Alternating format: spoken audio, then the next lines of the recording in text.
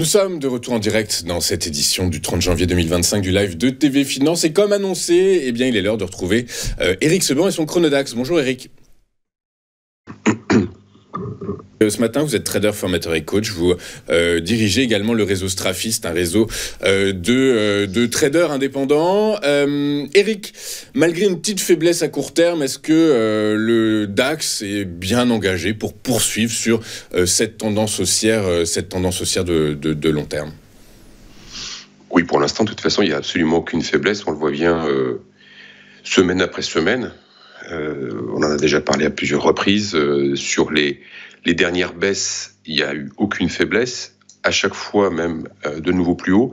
Et puis on a encore vu la capacité du DAX à gommer toute baisse, à être totalement insensible à tout mouvement baissier encore cette semaine, quand il a perdu dans la matinée 250, 260 points.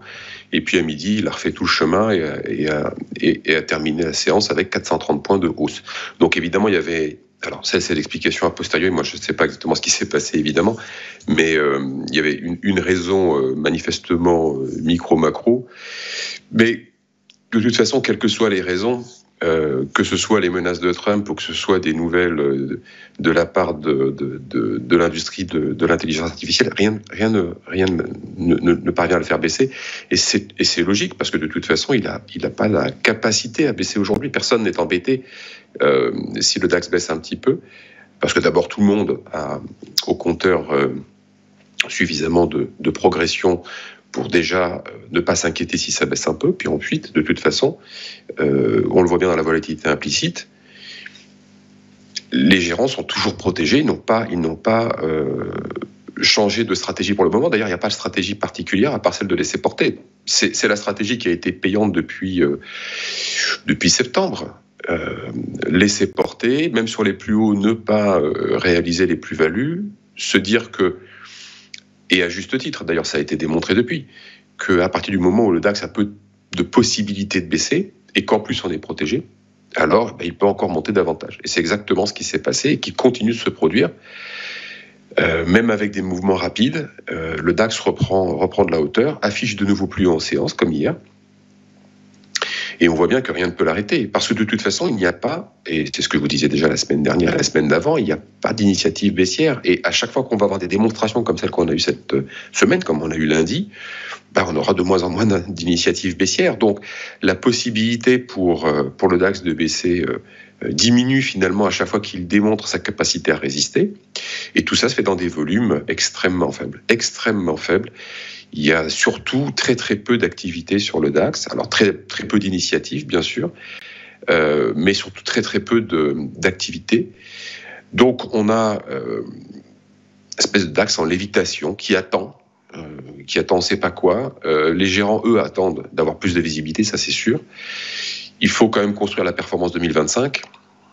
Donc pour le moment, ça monte, donc on ne se presse pas, puis il n'y a pas de visibilité. Donc, deuxième raison pour laquelle il n'y a pas de raison de se précipiter.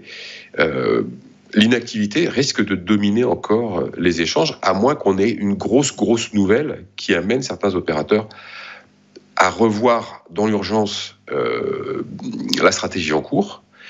Mais ce qui domine les échanges aujourd'hui, c'est la spéculation. C'est la première à réagir, mais c'est aussi celle qui présente le moins de volume. Donc, des relais, il n'y en aura pas. Sans une grosse nouvelle et l'action des géants. Vous dites, Éric, qu'il faut sécuriser la performance pour 2025. Est-ce que finalement commencer l'année sur des plus hauts historiques, c'est pas dangereux? Non, je ne parle pas de sécuriser, je parle de la construire. De la construire, parce qu'à la fin de l'année dernière, elle était faite. Donc, pas de raison de bouger. Les portefeuilles sont protégés, la plus-value est dans les livres, donc on est tranquille.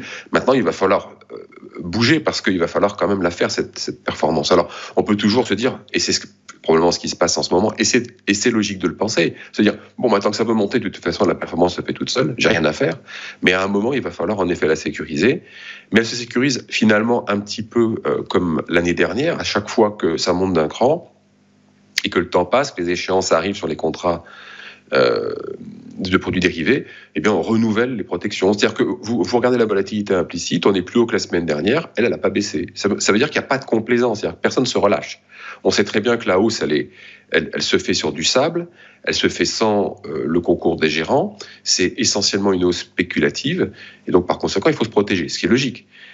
Mais maintenant, pour construire une stratégie ou des stratégies pour 2025, il faut aussi pouvoir le faire à partir d'éléments. Et les éléments, il n'y en a pas. C'est ça le problème, c'est qu'il n'y a pas d'information. Entre ce que dit Trump, son contraire, bon, l'investiture a eu lieu maintenant, on attend sans doute d'essayer d'y voir plus clair, mais est-ce qu'on va réellement réussir à y voir plus clair? Ça, c'est notre paire de manches. Moi, je ne voudrais pas être dans la peau des gérants pour le moment, parce que c'est compliqué de savoir comment est-ce qu'ils vont agir cette année. Ouais, très clair, effectivement. Ce fameux événement dont vous parlez peut venir un peu de partout. Ça peut venir de la politique américaine, ça peut venir du secteur de la tech US, nettement survalorisé. On s'en est rendu compte en début de semaine. Donc effectivement, ça peut venir de la politique intérieure allemande également, avec les élections législatives anticipées ce février, en mois de février. Donc oui, effectivement, les scénarios sont ouverts. Ça peut venir de partout, tout le monde le sait et tout le monde est protégé. Donc, il faut avoir quelque chose de vraiment massif et qui s'inscrirait dans le long terme pour obliger les gérants à bouger. Si c'est perçu comme du court terme, ils sont protégés. Il n'y aura pas d'impact.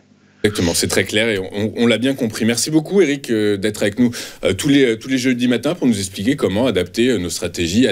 Alors finalement, si j'ai bien compris, là, ça fait quelques semaines quand même que vous nous dites mettez des billes dans le DAX et allez à la plage et revenez, ça sera plus haut. Non, ne mettez pas des billes dans le DAX. Si vous en avez, conservez-les. Mais ce n'est pas le moment de rentrer, non. Eric, d'avoir été avec nous ce matin, Eric Seban.